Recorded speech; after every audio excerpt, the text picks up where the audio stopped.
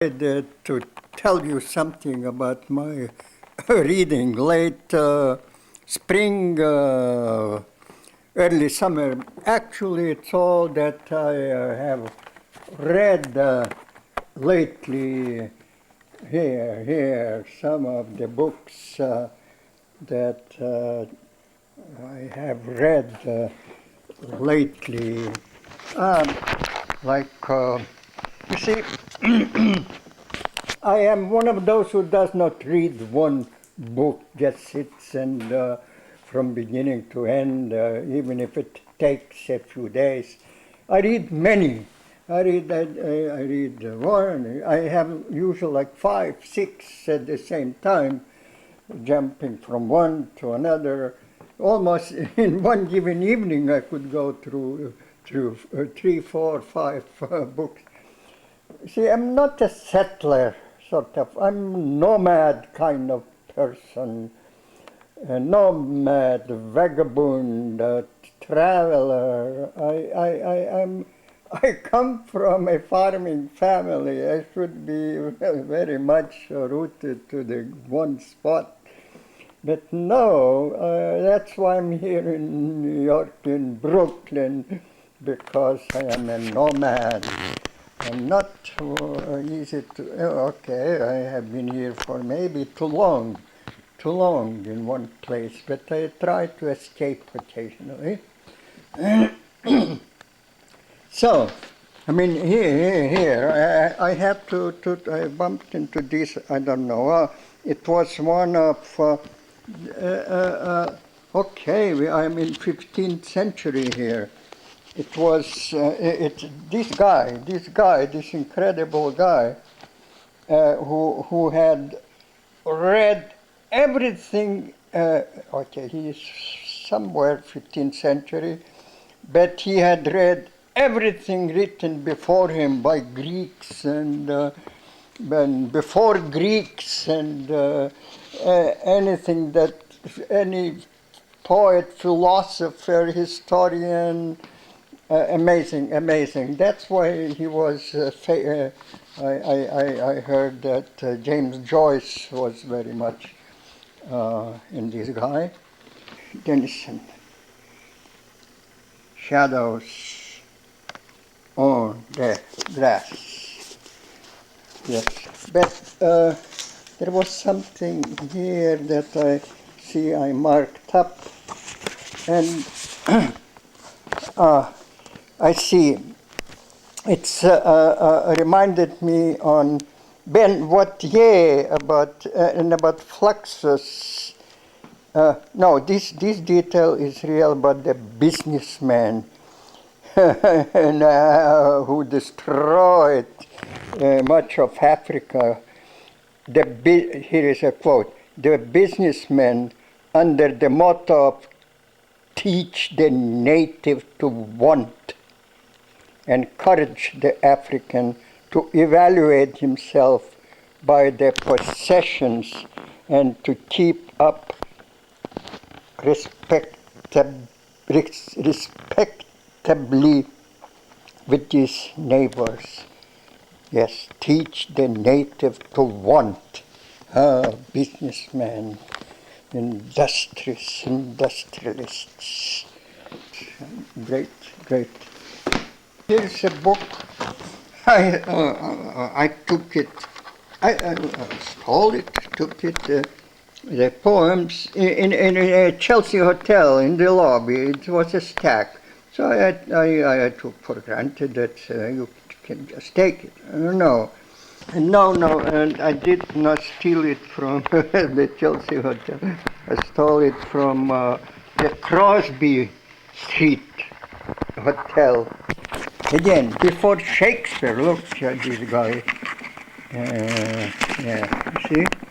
You see, but he was there before Shakespeare. And most of you, of course, are familiar with the period and those writers. You went to school here, so you must know Spencer. But it's new to me. I did not grow up here. So and of course the Yeats introduction was enough for me to persuade me to look, to get, to steal this book. And I started, this is amazing.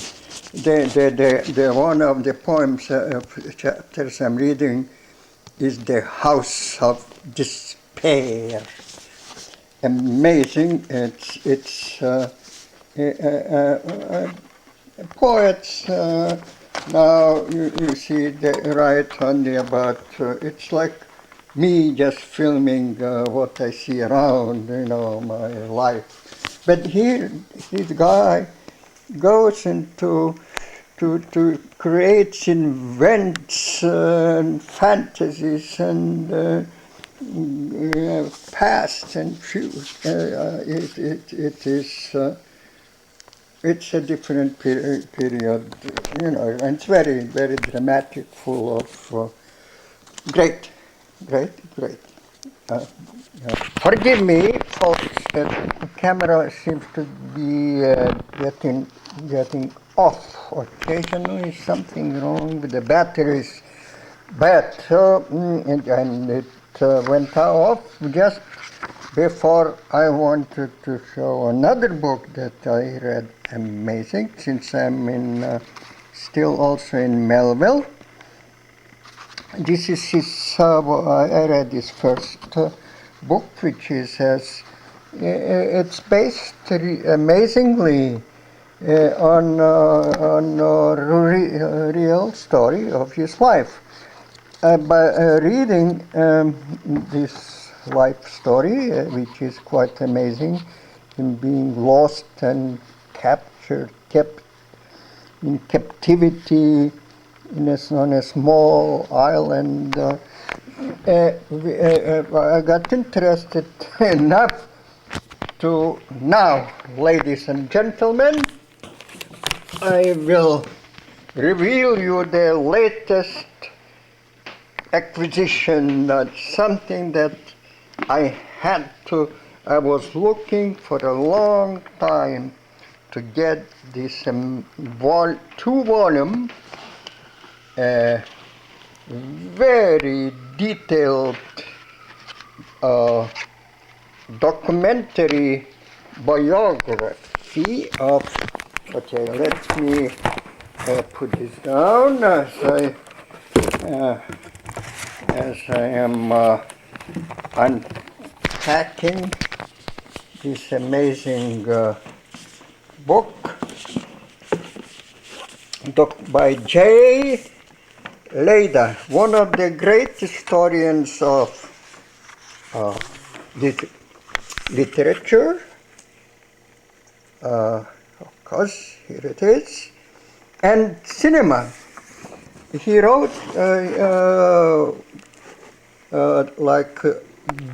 definitive or the only history of the early Chinese cinema. He lived in China for some time. He was a student of Eisenstein. But this Melville log goes, it's here that I found out that his experiences, what he describes in Taipei, were actually based on real life, on his life. It really happened. It's what J. Leda does is it goes year by year, week by week, almost day by day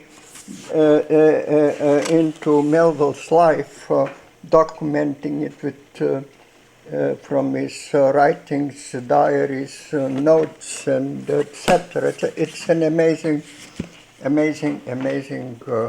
book. I knew Jay quite well, really. He did a few pieces for Film Culture magazine, and several times I was questioned by CIA, because he has been a student of, Eisenstein and lived in China. Therefore, he was under suspicion. He could not, they were suspicious. Who is this J. Leder? But he was one of the great scholars of cinema and literature, and a great person. He also made a film in the Bronx Morning, I think it was called Bronx Morning, yes. This one I found in the flea market, and I thought, good friend, yes, Leroy Jones. We went, one of my earliest friends in America. We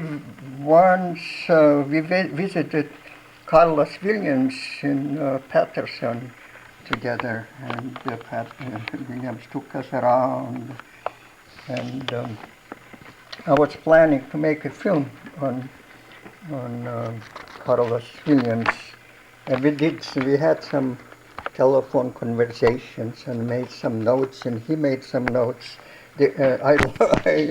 Eventually, I don't know, I was distracted and did not come to it.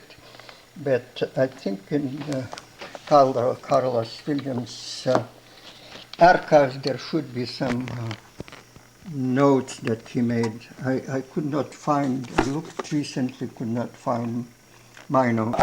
Here is Calvin Tompkins, yeah, he's always early, one of his early interviews with Marshal Duchamp. And I marked up here, I wanted to read one part from the conversation with Duchamp. And that is here. Yes, so when people find something interesting in what I did and then use it as a system, I have my little doubt about it. At least I'm conscious of the danger. Anything systematized becomes sterile very soon. There is nothing that has eternal value.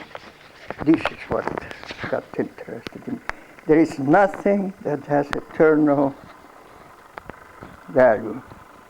Yes, there is nothing that has eternal value. It's according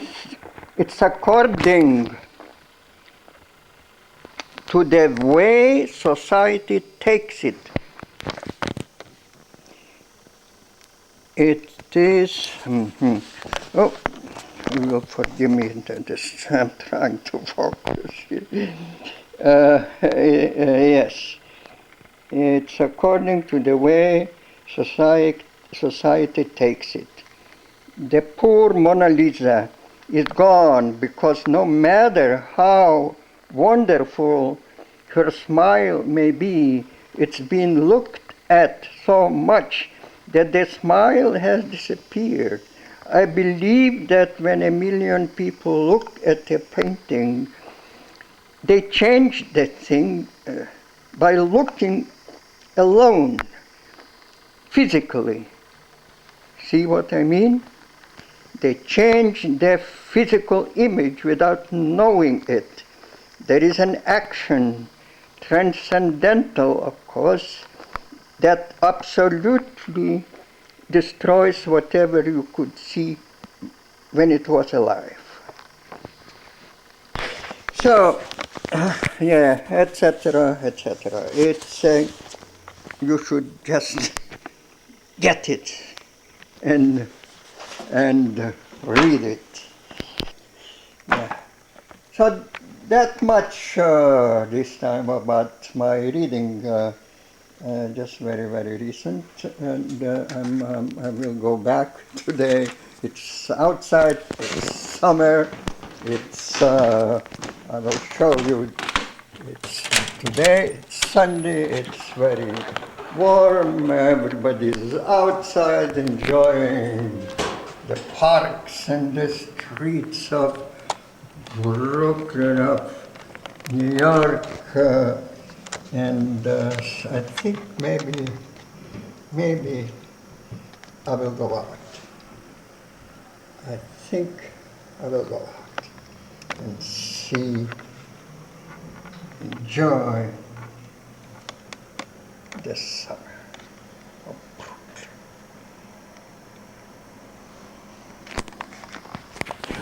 And then I will go, come home and will go to my books.